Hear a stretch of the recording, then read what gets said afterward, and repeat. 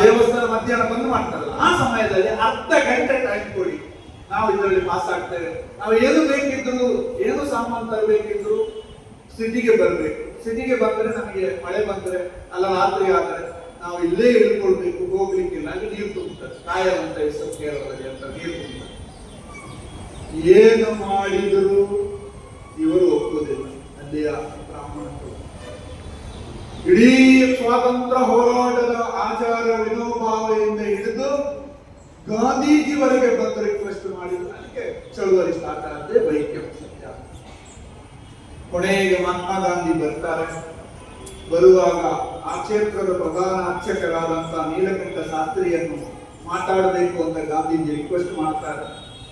ಆದರೆ ನೀಲಕಂಠ ಶಾಸ್ತ್ರಿ ಹೇಳ್ತಾನೆ, ಅವನ ಶೂದ್ರರ ಮನೆಗೆ ಹೋಗಿದವ, ಅವನ ಹತ್ರ ನಾನು ಮಾತಾಡ್ಲಿಕ್ಕೆ ಆಗೋದಿಲ್ಲ, ಅವನು ಬೇಕಾದ್ರೆ ನನ್ನ ಮನೆಗೆ ಬರಲಿ ಅಂತ ಹೇಳ್ತಾರೆ. ಗಾಂಧೀಜಿ ಅವನ ಮನೆಗೆ ಹೋಗ್ತಾರೆ.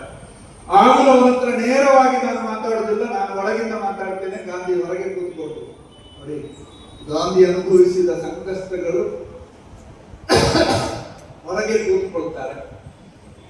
ಈ ನೀಲಕಂಠ ಶಾಸ್ತ್ರಿ ಒಳಗಿಂದ ಮುಖ ಕಾಣಬಾರದು ಅಂತ ಒಳಗಿಂದ ಮಾತಾಡ್ತಾರೆ.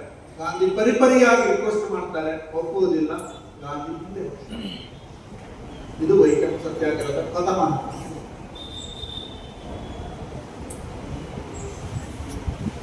ಈಗ ಆ ನೀಲಕಂಠ ಶಾಸ್ತ್ರಿಯ ಮನೆ ಹೇಗಿದೆ ಅಂತ ಎನಿಸಿದೆ ಪ್ರತ್ಯಕ್ಷ.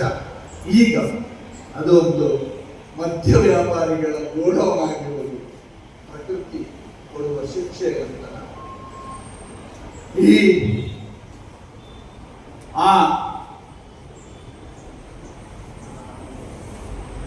ಅಂತ ಸನ್ನಿವೇಶದ ಇಡೀ ಕೇರಳ ರಾಜ್ಯವನ್ನು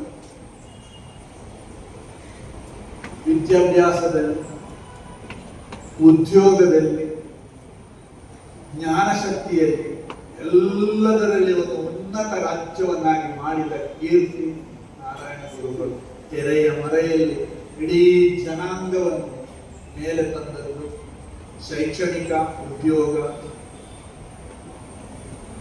ನೀವೆಲ್ಲ ದೇವಸ್ಥಾನದ ಜಾತ್ರೆಗೆ ಹೋಗ್ತೀವಿ, ಅಲ್ಲಿ ಕೇರಳದಲ್ಲಿ ಆಣೆ, ಎಷ್ಟು ಆಣೆ ಉಂಟು ಅಂತ.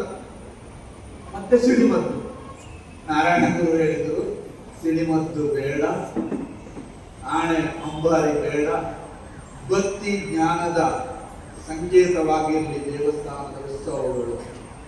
ಆಗ ಶಿವಗಿರಿ ತೀರ್ಥಾಟನೆ ನೀವು ನೋಡಿದರೆ, ಲಾಸ್ಟ್ ನಾನು ಇಲ್ಲಿಯ ಮೇಘಾಲಯದ ಗವರ್ನರ್, ಕರ್ನಾಟಕದವರು, ಅವರು ಗೆಸ್ಟ್ ಆಗಿ ಬಂದವರು ಕ್ವಶನ್ ಕೇಳಿದರು ನನ್ನ ಹತ್ರ. ನಾರಾಯಣ ಗುರುಗಳು ಎಲ್ಲಾ ಧಾರ್ಮಿಕ ಹಿಂದೂ ಸಂಸ್ಕೃತಿಯನ್ನು ಫಾಲೋ ಮಾಡಿದವರು. ಶಿವಗಿರಿ ತೀರ್ಥಾಟನೆಯನ್ನು ಡಿಸೆಂಬರ್ 31, 31 ಜನವರಿ 1 ಯಾಕೆ ಮಾಡಿದರು? ನಾವೇ ಆಗ ನನ್ನ ಹತ್ತಿರ ಇದ್ದ ಶಿವಗಿರಿಯ ಪದ್ಮಶ್ರೀ ಪುರಸ್ಕೃತ ವಿಶುದ್ಧಾನಂದ ಸ್ವಾಮೀಜಿ ಹೇಳಿದರು, ಅದು ನಾರಾಯಣ ಗುರುಗಳ ರಹಸ್ಯ, ಅದು ಅವರ ರಹಸ್ಯ.